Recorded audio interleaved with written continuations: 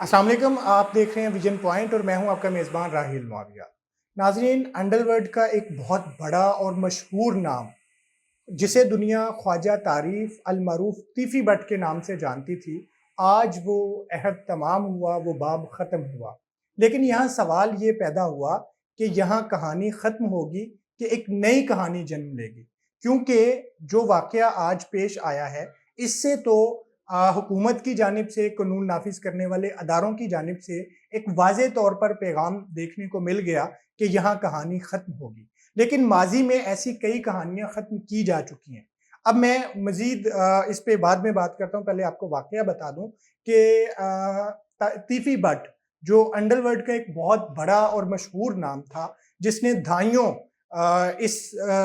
ये जो एक पूरी एक सल्तनत है और ये जो दुनिया है उसके ऊपर राज किया, और जिसकी लाहौर के अंदर एक बहुत बड़े ख़ानदान टीपू ट्रक्का वाले के साथ बड़ी दरीना दुश्मनी थी, जो अब तीसरी सदी में दाखिल हो चुकी है तकरीबन। इस कहानी का जो नए सिरे से आगाज़ हुआ, ये तकरीबन पौने 2 साल पहले अमीर बालाज कत्ल केस से हुआ, जो टीपू ट्रक्का वाले मकतूल का बेटा था। और वो एक निजी महफ़िल में शरीक था कि अचानक से एक शख्स उसे कत्ल कर देता है और उसके बाद वो शख्स भी वहीं कत्ल हो जाता है। जबकि फैमिली की तरफ से उसका जो मुकदमा है, वो मेन किरदार गोगी भट्ट और तीफ़ी भट्ट पे करवा दिया जाता है।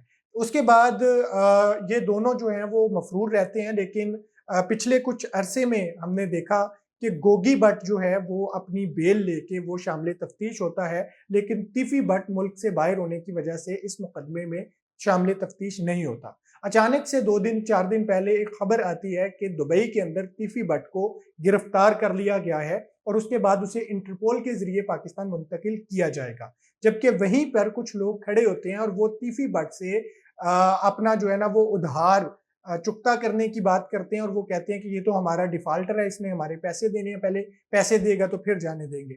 लेकिन फिर अचानक से एक खबर आती है कि तीफ़ी भट्ट को इंटरपोल के ज़रिए से दुबई से कराची मुंतकिल कर दिया गया है और कराची से सीसीडी का एक वफ़द उन्हें रिसीव करने पहुंच जाता है।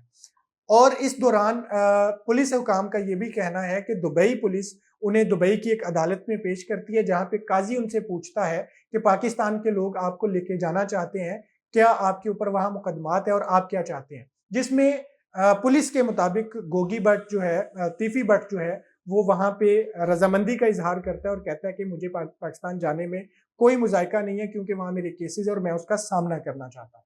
जब सीसीडी के पास जो है ना वो कराची एयरपोर्ट पे मुल्ज़िम आ जाता है, तो उसके बाद वो सीसीडी के बकौल वहाँ से लेके उसे पंजाब की तरफ, लाहौर की तरफ जो है ना वो बढ़ जाते हैं। रास्ते में जब रात हो जाती है, तो रात में रहीम यार खान जब वो पहुँचते हैं, तो अचानक से पुलिस के मुताबिक उनकी गाड़ी के ऊपर फायरिंग होती है और 6 से 7 लोग गाड़ी पर शदीद फायरिंग करके उनसे मुल्ज़िम तीफ़ी भट्ट छुड़वा के ले जाते हैं। जिसके नतीजे में पुलिस के मुताबिक पुलिस का एक कांस्टेबल भी ज़ख्मी होता है। उसके बाद रहीम यार खान का घेराव कर लिया जाता है। वहाँ पे पुलिस को और वहाँ की सीसीडी को इन्वॉल्व करके नाकाबंदी कर दी जाती है। पुलिस हुकाम के मुताबिक नाकाबंदी के दौरान 2 मशकूक गाड़ियों को जब रोका जाता है, तो उन गाड़ियों के अंदर से फायरिंग हो जाती है।